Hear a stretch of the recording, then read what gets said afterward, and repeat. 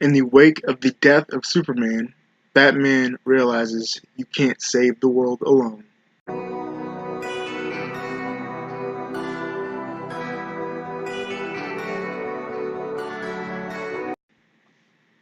Welcome to Turtle Limicast.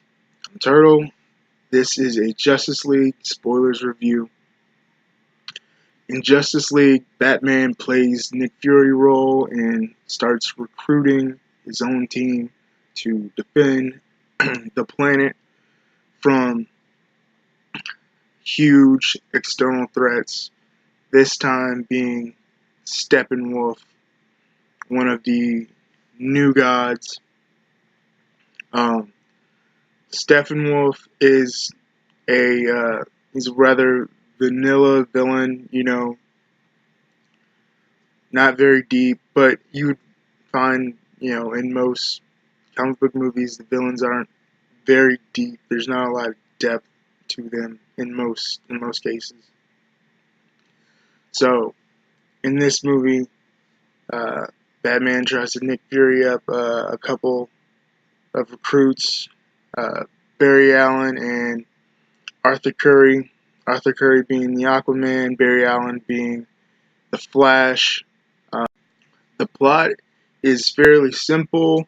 For most of the movie, it's the two strategies of recruiting these enhanced people and, or I guess metas, it would be called in DC. It would be recruiting these metas and finding these mother boxes. Steppenwolf starts out with the mother box from Themyscira that he steals right away from Hippolyta. He then gets one from Atlantis. Wonder Woman at one point actually explains that mankind, the Atlanteans, and the Themyscirans all came together to fight Steppenwolf in the past with the old gods.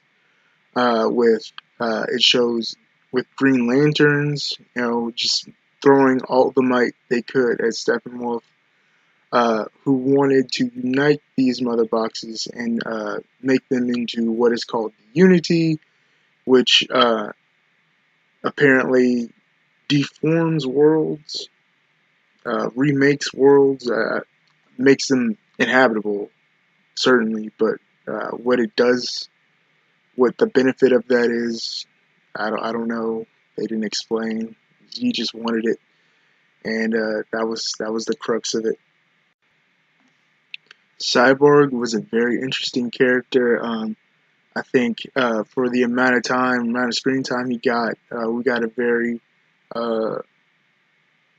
succinct experience of what I think, like in Game of Thrones, what Bran Stark is trying to convey, where Victor Stone was this guy and he played football and he was a son, and he was all this, but now he's all of this information, just kind of like experiencing, being information, and having new things change him. He's all of that, and I think it was very well done, that character, and I think it was conveyed very well. Next, we have Barry Allen, the Flash, and he is very different, more quirky from the TV CW Flash that we have. Uh, I think he shows the same kind of compassion that we see, but he's a very different experience, and his humor and his timing is way better. We have Aquaman, who's like a straight man, if you will, like comedy, straight man. Uh, he's just playing up that he's more of a no nonsense kind of cynical type character, which is played very well off of Ben Affleck's Batman, who he finds comical, which it really, in reality, when you think about it, like it is funny, like a guy dressed up like a bat. But like what's awesome is that from the trailer, the way it's cut, and from the way it's shown in the movie, you get two really different experiences of that line. Whereas in the trailer, you just see him say, "Dressed like a bat." I dig it, you know, and it's like it's a the thing is like, oh well, you know, that's pretty cool. But in the movie, it's ha, dressed like a bat. I dig it. Where you get that feeling like he's never seen Batman before. He's never seen this guy. It's the first time he's ever seen like a dude in a bat costume, and it is just hilarious to him. Like this is real life. Like I'm going to fight with a dude dressed up like a bat. Like this isn't real, and it made it a very realistic, funny moment for me watching it. You have Wonder Woman, who's just as advertised, like she's badass.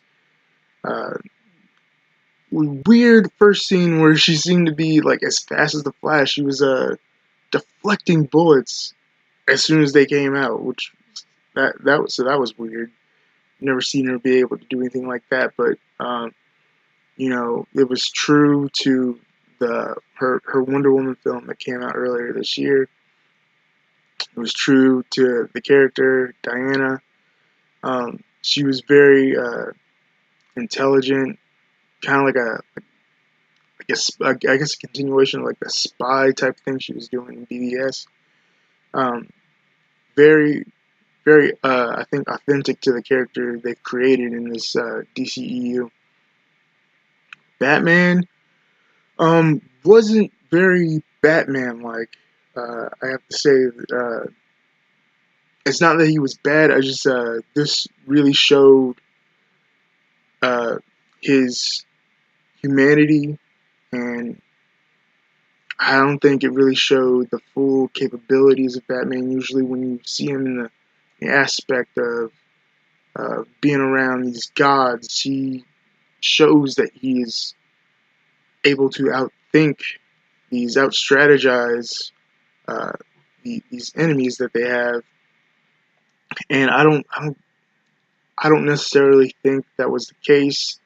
Yes, in the end, he brought back Superman, which was the key to defeating Steppenwolf, but it was more like a lucky guess. Like he didn't have any proof that this was going to happen. Like it could have easily gone just the way Diana and Arthur had feared when he pitched it to the group, but fortunately or unfortunately, it worked. You know, Superman came back, and guess that's the next character.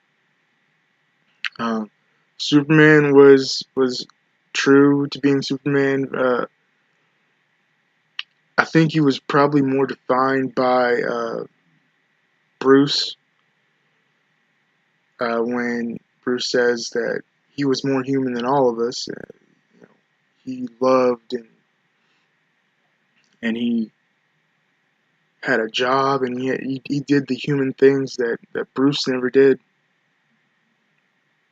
and that's what the team needed more than, you know, a man that dresses like a bat. um, there's very bad CG in this movie. Superman's lip, it's unavoidable. It just looks bad. Um, I I didn't see anything wrong with Steppenwolf. I mean he didn't look like he was really there, but like that's just dealing with CG that we have nowadays.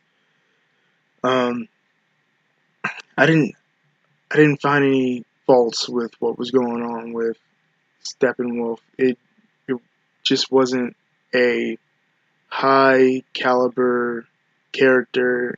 It wasn't deep, and it kind of worked for what they were going for. They just set the bar lower in that aspect of storytelling, and I think for what they were shooting for, that's fine. Like Avengers, particularly, wasn't a very high caliber story that they were telling. It was a very simple story, and but since they like nailed everything else that went around it, uh, it's a better movie. It's in that respect, it's better.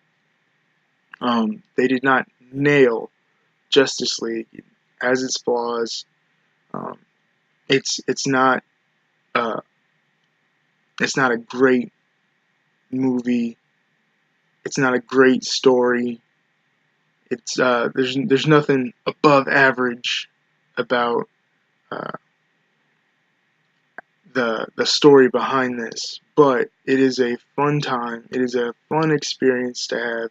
The movie's choppy, a lot like a BVS, but it doesn't feel like a storyboard that we watched like BVS felt. At least to me, I felt like it did transition smoother than BVS did.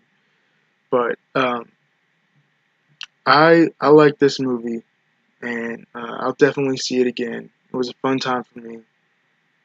I give this 7 out of 10 turtle shells, and I want to hear what you guys think about it. Turtle Cast, like, subscribe.